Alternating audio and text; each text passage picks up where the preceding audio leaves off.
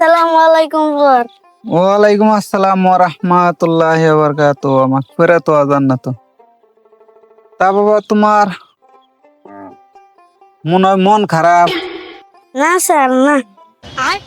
না রবিউল, বাবা তোমার এত দিন ধরে পড়াই, তুমি তো আমার কাছে কথা ছাপাইতেছ বাবা। শোনো, মনের মধ্যে কোনো কষ্ট রেখে কইও না, তুমি আমার বন্ধুর মতো মনে করে কছেন বাবা আসলে কি হয়েছে। দোস্ত, তোর মেয়ে আগের মতো আমাকে ভালোবাসে না।